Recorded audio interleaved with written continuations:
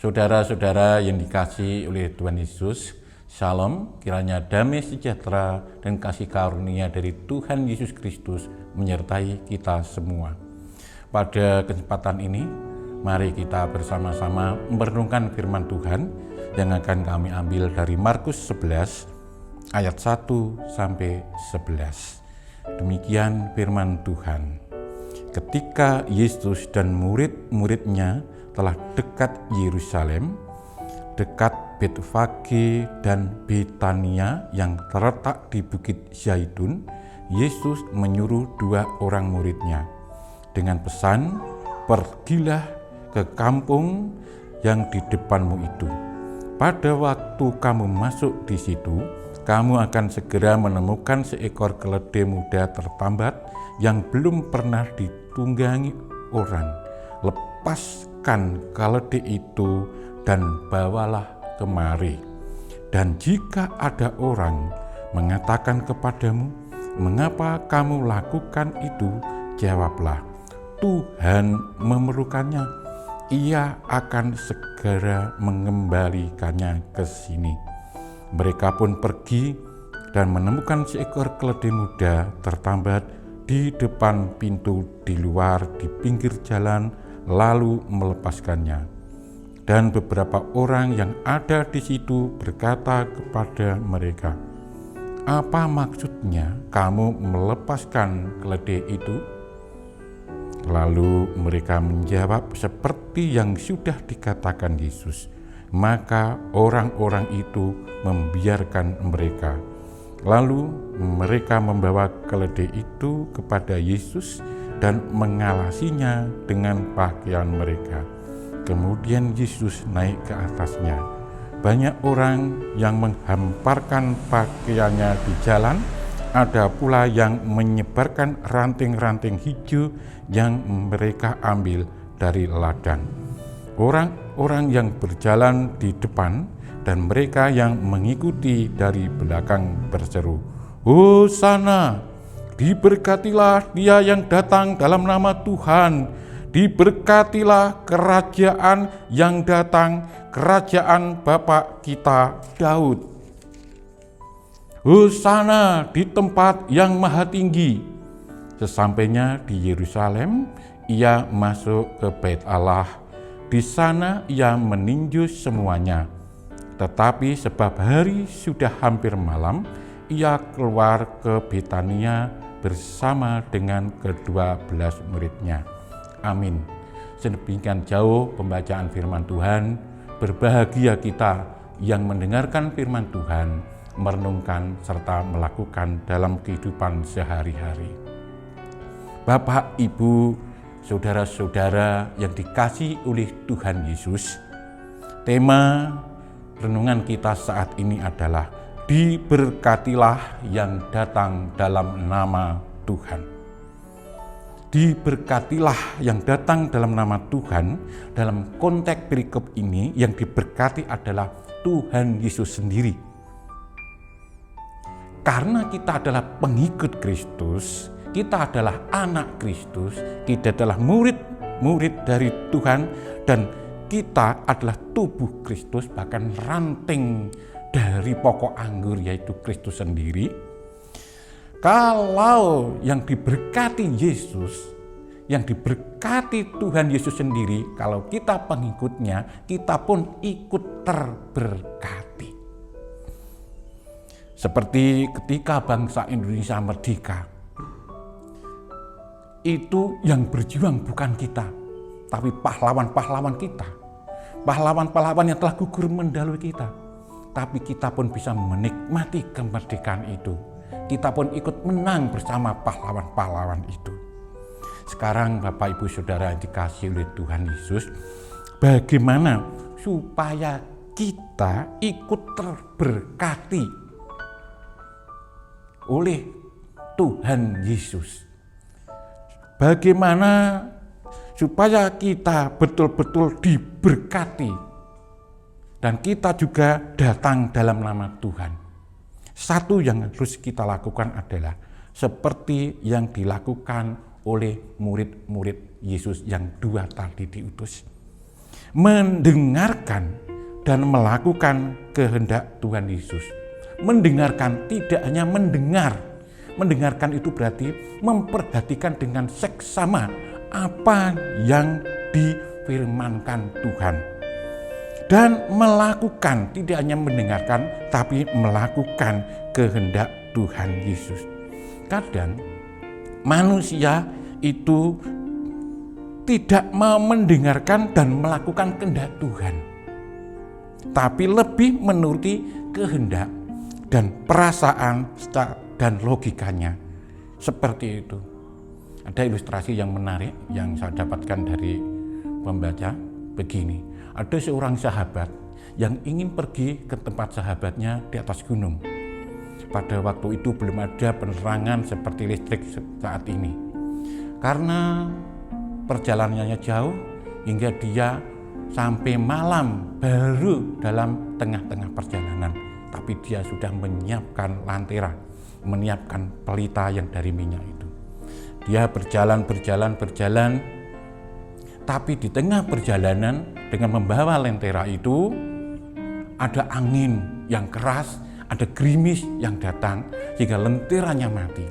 Dia berjalan di tengah kegelapan, di tebing, di gunung itu. Dan sungguh dia karena tidak punya lentera, sudah mati tadi lenteranya, dia terpeleset dan masuk ke jurang. Dia meraih segala sesuatu supaya dapat diraih. Dan memang betul, dia dapat meraih sesuatu yang dapat diraih itu pohon kecil. Kemudian dia meraih lagi, dapat pohon yang agak besar yang bisa untuk gondelan itu. Bisa bergelantungan itu.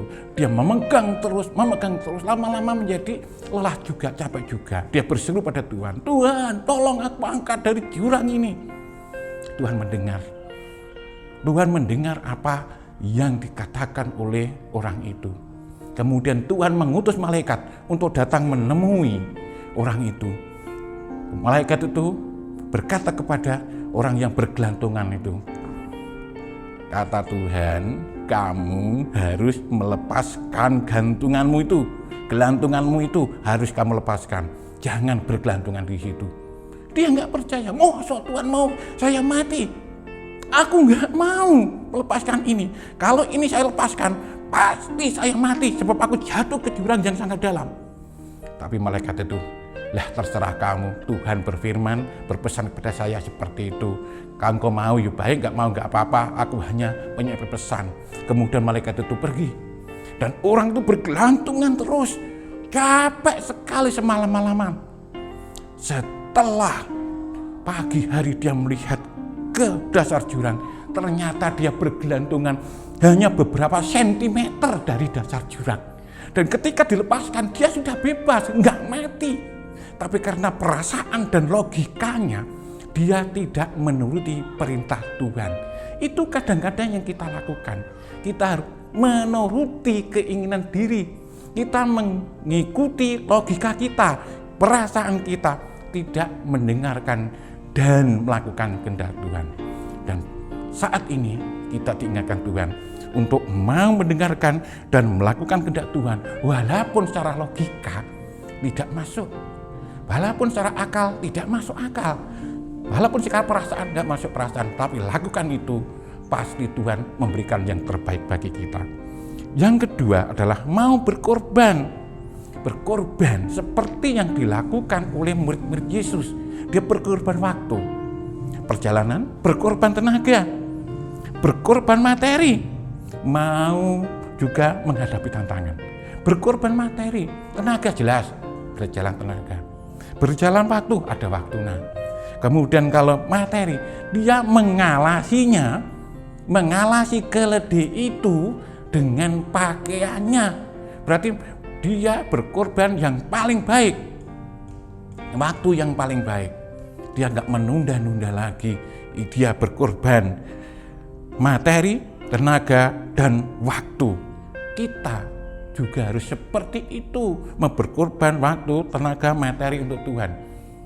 Yang terbaik, bukan sisa waktu, bukan sisa apa, tapi yang terbaik. Dan mau menghadapi risiko. Ketika diutus untuk melepaskan dari keledai itu pasti ada tantangannya. Bisa digebuki orang karena bukan keledainya. Tapi Tuhan kalau mengutus sudah mempersiapkan sesuatunya, sudah memperlengkapi dengan jawaban. Maka ketika diutus dan mau dan dia melakukan, dan Tuhan sudah mempersiapkan segala sesuatunya, maka walaupun ada tantangan dapat teratasi. Jadi yang kedua mau berkorban dan mau menghadapi tantangan. Yang ketiga, yang terakhir adalah tidak sombong. Maksudnya begini, keledai tadi ya, yang ditumpangi Yesus dieluk-elukan orang, Hosana di tempat yang maha tinggi, diberkati yang datang dalam nama Tuhan. Berarti apa, saudara-saudara kasih? Keledai pun yang dipakai oleh Tuhan ikut dimuliakan, ikut diberkati karena ditumpangi Yesus. Bagaimana seandainya kalau keledai itu merasa dirinya yang dielulukan, dia kemudian sombong mengangkat dua kakinya ke depan segini, Yesus akan melorot. Kalau Yesus melorot dan dia tidak jadi apa-apa, tetap jadi keledai yang bodoh dan tidak akan dipermuliakan. Yesus memakai kita, siapapun kita, berapapun kita, apapun kita, tetap Tuhan memakai kita. Kalau kita dipakai Tuhan dengan sungguh-sungguh dan kita melayani Tuhan dengan sungguh-sungguh, maka kita pun ikut diberkati, ikut dimuliakan. Seperti keledai yang tidak ada harganya tadi yang bisa dimuliakan karena Yesus memakai keledai itu. Keledai itu ikut dimuliakan, ikut diberkati. Sebab saudara, sekali lagi saya katakan jangan sombong. Kalau keledai itu sombong, yang terjadi keledai itu akan tidak mendapat apapun. Sombong adalah awal kejatuhan, awal kerusakan, awal kesengsaraan, awal kebinasaan. Contoh yang jelas, Lucifer karena sombong ingin menyamai Tuhan, dia jatuh, dibuang dari tempat yang maha tinggi, dari surga. Adam dan Hawa karena kesombongannya ingin menyamai Tuhan juga, dia diusir dari Taman Eden. Fir'aun yang sombong itu diberi 10 tulah dan juga nanti tenggelam di Laut Teberau. Goliat yang sombong juga mati di tangan Daud. Kemudian Herodes yang sombong bahwa ketika dia mau menerima hormat, menerima kemuliaan yang seharusnya diterima oleh Tuhan, berarti Herodes sombong dan mencuri kemuliaan Tuhan. Akhirnya ditampar oleh malaikat dan mati dimakan cacing. Itulah kalau kita mencuri dari kemuliaan Tuhan. Itulah kalau kita sombong. Walaupun kita dipakai Tuhan luar biasa, janganlah kita yang dipermuliakan, tapi tetaplah Tuhan yang dipermuliakan. Sekali lagi, jangan mencuri kemuliaan Tuhan, sebab segala hormat, pujian, kemuliaan hanya untuk Tuhan. Amin.